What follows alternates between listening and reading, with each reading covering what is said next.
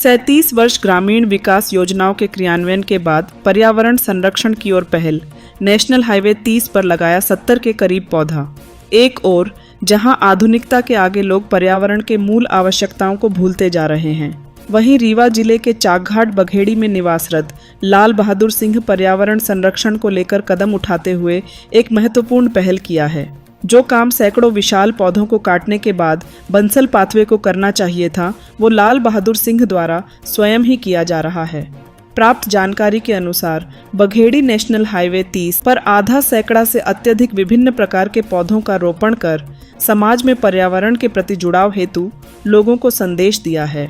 चर्चा के दौरान लाल बहादुर सिंह द्वारा बताया गया कि प्रशासनिक सेवा से सेवानिवृत्त होने के पश्चात पिछले कई वर्षों से बघेड़ी नेशनल हाईवे 30 के सर्विस लाइन एवं हाईवे के बीच में अपनी उम्र के अनुसार अब तक 70 पौधे लगाए हैं।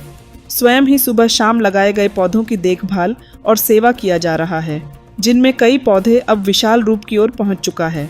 इतना ही नहीं, पर्यावरण संरक्षण की ओर आगे कदम बढ़ाते हुए उनके द्वारा एक पौधाशाला भी चाकघाट बॉर्डर सीमा स्थित भारत नगर में खोल दिया गया है, जहां पौधाशाला से आमदनी करना उद्देश्य नहीं है, बल्कि पर्यावरण के प्रति लोग जागरूक एवं क्षेत्रीय लोगों का जुड़ाव हो, इस विषय पर ध्यान को रखकर पौधाशाला का संचालन हो रहा है।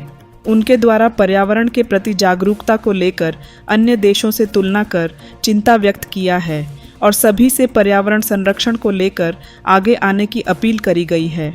देखिए क्या कुछ कहा मीडिया से चर्चा के दौरान लाल बहादुर सिंह द्वारा, सुने उन्हीं की जुबानी।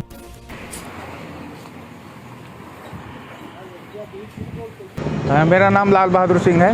मैं मूल रूप से गंभीरवा के रहने वाला हूँ और मैं कई वर्षों से बघेड़ी में वार्ड नंबर 14 में हीरो एजेंसी कुवाटा ट्रैक्टर के कैंपस में निवास कर रहा हूँ। इसके पहले मैं जुलाई 2015 में रिटायर हुआ हूँ। मैं मध्य प्रदेश शासन में 37 साल ग्रामीण विकास योजनाओं का क्रियान्वयन में काम किया हूँ।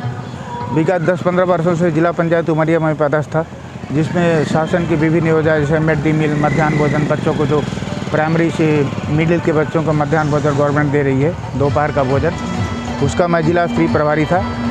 एवं आवास की जितनी भी सारी योजनाएं हैं, प्रधानमंत्री आवास से लेकर मुख्यमंत्री आवास, वनाधिकार पट्टा हो, अन्य तरह इंदिरा आवास हो, अन्य तरह की जितनी सारी योजनाएं आवास की हैं, उसका भी मैं जिला स्तरीय प्रभारी था। और आजीविका फोरम, जिसमें SHG सेल्फ हेल्प ग्रुप जो ग्रामीण क्षेत्र में स्व सहायता समूह बनते हैं, उनको बैंक से कैसे लिंकेज किया जाए, बैंक से कैसे उनको ऋण अनुदान उपलब्ध कराया जाए, उसका भी मैं जिला स्तरीय प्रभारी था। घाट के बघेड़ी स्थित काफ़ी संख्या में आपने पेड़ पौधे लगा रखे हैं। कितनी संख्या में ये पेड़ पौधे लगा रखे हैं और उसका मूल उद्देश्य क्या है? हमारा सोचना यह था कि हमारी उम्र लगभग 70 वर्ष हो रही है।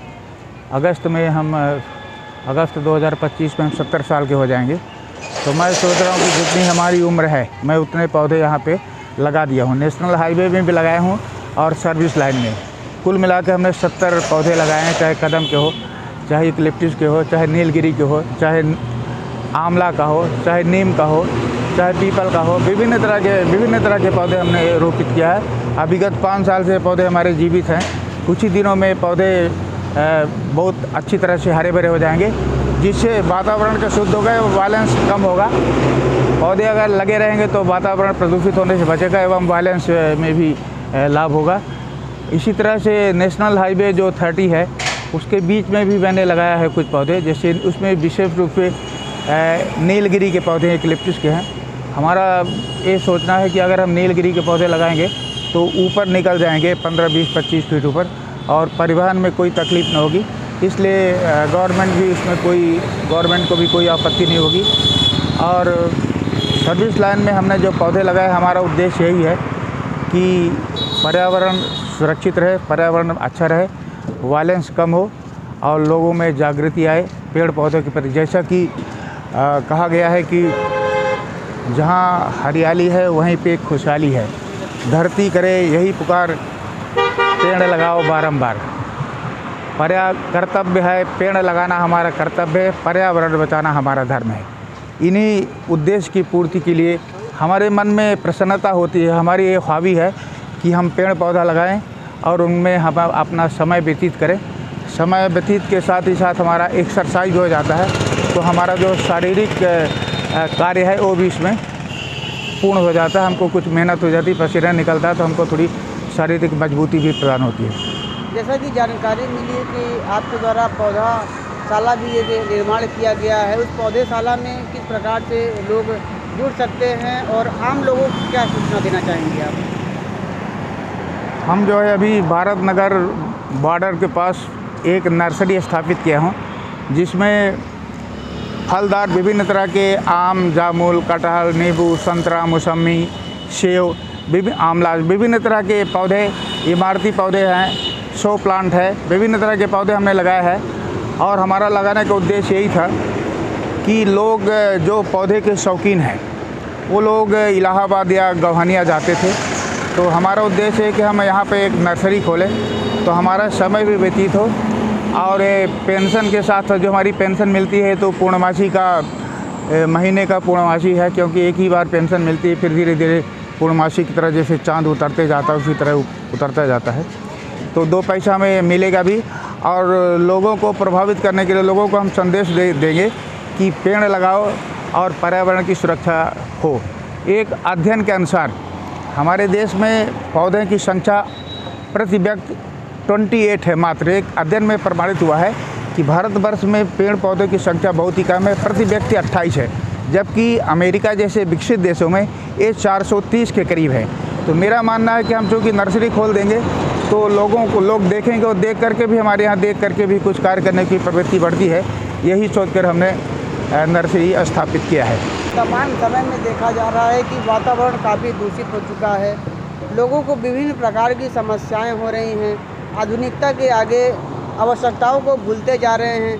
क्या लगता है आप जिस प्रकार से यहाँ कार्य कर रहे हैं, अन्य लोग इस मिशन को कैसे सफल बनाएं ताकि आने वाला जो हमारा समय है वो सुरक्षित हो और साफ वातावरण में हम सब जीवन यापन कर सकें? अब हम आमजन को यही संदेश देंगे कि जैसा कि उत्तराखंड में आपने देखा होगा, सुना होगा कि प्रतिवर्ष भारी संख्या में तबाही आती है, बाढ़ आती है। उसका प्रमुख कारण ये है कि पेड़ पौधों को काटना। हम निरंतर पेड़ पौधों को काट रहे हैं और लगाने की प्रवृत्ति हमारी दिन प्रतिदिन कम होती जा रही है। तो मैं लोगों को संदेश दूंगा कि पेड़ पौधे धरती के गहने हैं और ये हमारे जीवन से लेकर मरणोपरांत तक हमारे उपयोगी हैं। ये हमें प्राणवायु ऑक्सीजन देते हैं तथा कार्बन डाइऑक्साइड को शोषित करते हैं। ये वेजिटेबल्स के रूप में हम उपयोग कर सकते हैं। इन्हें हम दवाइयों के रूप में भी उपयोग करते हैं। ईंधन के रूप में बहुत बड़ी संख्या में हमारे देश में चूँकि ईंधन एक इम्पॉर्टेंट चीज़ है, तो ईंधन के रूप में भी हमारे यहाँ भारतवर्ष में लकड़ियों का उपयोग होता है। साथ ही इमारती जो लकड़ियाँ हैं उसमें भी इसका उपयोग किया जाता है।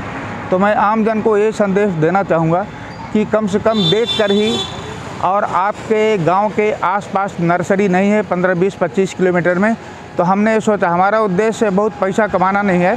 हम लोगों को यही बताते हैं कि हम प्रति 10 रुपये हम बनारस से पेड़ लाए हैं, 10 रुपये हमारा ट्रांसपोर्टिंग है और 10 रुपये हमको लाभ है। तो हम कुल मिला के जो पौधे हम 100 रुपये में लाते हैं उसको मैं 120 रुपये में बेचता हूँ। अगर किसी कस्टमर को, कंज्यूमर को अगर भरोसा नहीं होता तो हम बनारस का उसको पक्का बिल भी दिखाते हैं कि आप देख लीजिए। हमारा मेन उद्देश्य है पर्यावरण को बचाना, लोगों को जागृति करना, और ये जो तमाम तरह की परेशानियां होती हैं, सांस और कई तरह की बीमारियां होती है, पेड़ पौधे लगाएंगे तो वातावरण स्वच्छ रहेगा, बरसात भी अधिक होगी और इससे आपको काफ़ी हद तक बहुत तरह से फ़ायदे हैं। यही मैं संदेश देना चाहूँगा।